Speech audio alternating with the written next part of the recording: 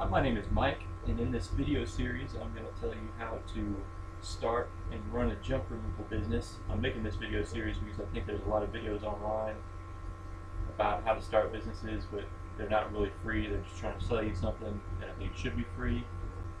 So anyway, I don't like long, boring intros that don't provide any value, so let's get started. First of all, what is a junk removal business? What do you do?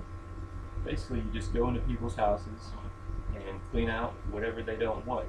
The larger stuff, you don't, do vacuuming and scrubbing toilets and things like that. So some of the main things you would take away in a junk removal business are construction waste and remodeling debris, lots of large furniture like couches, decks, also electronics, computers, TVs. Another big thing is just cleaning out their whole garage.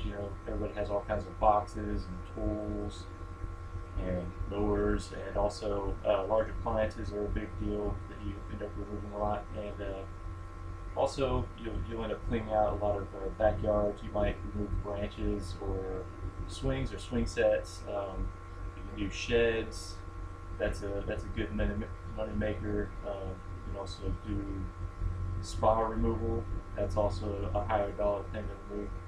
But basically, in a nutshell, just whatever kind of crap people have at their house that they don't have the time or can't lift or don't have the equipment to move themselves, that's where you come in. And what you end up doing is just charging them based on volume in a lot of the instances. And the reason you will change on volume is for a few reasons. Number one is when you go to get rid of all this waste and you take it to the landfill, or you go recycle it, or however you decide to get rid of it, a lot of times you're going to get charged based on volume. And the other reason is the more volume you load, the more labor that's involved, and you want to get paid for that. So it's kind of like a time thing, a time and effort. Now, as far as volume and pricing goes, there's two different main ways you can approach it. You can tell the customer prices based on volume and how much room gets filled in your trailers, or you can go out and give estimates or rough estimates and agree on a flat rate for whatever job that the customer presents to you. I personally like to just tell the customer my rates based on volume, but a lot of other companies will do the estimate thing where they go out and they give people a firm price, and it makes sense. Sometimes it makes people more comfortable. But there's some complications that can occur whenever you start pricing things out that way. So for instance, when somebody calls me on the phone and asks me, well, how much does it cost for junk removal, I give them pretty much the same spiel every time. It's I've got a 16-foot long trailer that's 7 foot wide with 4 foot high sides. To fill it a quarter way, I charge $100. To fill it halfway, I charge $200. To fill it 3/4 way, I charge $300. To fill it all the way, I charge $400. And a lot of times they'll be like, well, I don't know about how much volume I have, so how will I really know what you're going to end up charging me? Well, and I got to tell them, well, I've got about a 16 cubic yard trailer. If you don't know what a cubic yard is, it's about the size of a washing machine, or 2 cubic yards is about the size of a large refrigerator. So in other words, whenever you're trying to estimate costs for your junk removal business, a good rule of thumb that I always use is I charge about $25 per cubic yard, and I've got a 16 cubic yard trailer. Now, the pricing in your area, wherever you decide to do your business, is going to depend on your landfill fees, and different areas of the country do their landfills differently. At my particular landfills I go to, they charge based solely on volume, but other places will charge you based on weight. So just make sure that you know what your landfill charges you, and just mark up the price to whatever you're comfortable with making. For instance, in my area, most landfills are charging close to $10 a cubic yard, and then I charge $25 a cubic yard, so I'm making about $15 every time I move something the size of a washing machine. And so if I fill my trailer up all the way, my big trailer, the 16-yard trailer, and I go to the landfill and they charge me $160 to dump it, and I charge $400, well, then I just made $240 minus gas and labor and what other expenses you have. But just make sure you mark it up and give yourself a healthy margin. So anyway, I'll get more into pricing and talking to customers and estimating in other videos.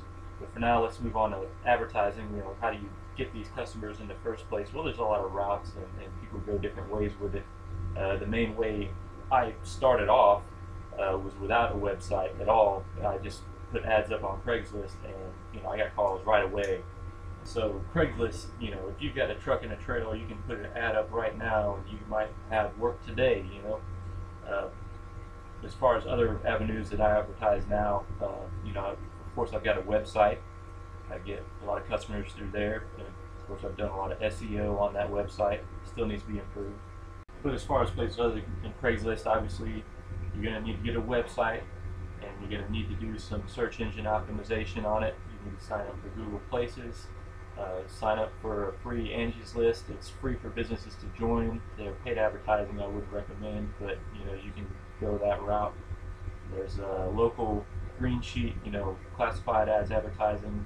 I've had limited success with that. You can also do bandit signs. You got to check with your local county or municipal authorities to see if that's legal in your area. One thing you definitely want to do, you have to do, if you get the resources, is you want to have vinyl lettering on your truck and your trailers, because that will bring in a lot of business, and the more runs you go on, the more business it will generate, because people see you out and about and they get curious and they'll go visit your website or call your number.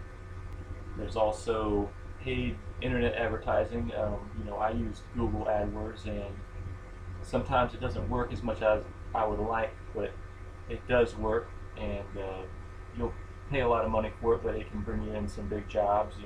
If you have to spend $20 but you can get a $1,000 job, it's totally worth it. You can also get signs that you can hold and stand on the corner, or pay somebody else to stand on the corner. What do you call them? Human directionals, something like that. I've tried that. You can get some calls from that. But anyway, we can talk more about advertising in other videos and get more detail, but the main ways I get customers are just through Google AdWords, my website, and having that SEO done properly is a big deal. And also just through Craigslist. You get a lot of business through Craigslist, and it's cheap, it's easy, it's free. So definitely you want to go that route. So anyway, if you like this video at all, please hit the like button. Go visit my webpage, www.snapjunkremoval.com, and if you visit my webpage, that'll help me out with my SEO, and I'll put up more videos and get more into detail about some things like the tools you'll need, how much to pay your workers, what it's like at the landfill, what to expect. It's kind of weird if you've never been before. More about advertising. So anyway, thanks for watching, and if you got any questions or comments, please leave it on the YouTube comment section below, and I'll try to address any issues.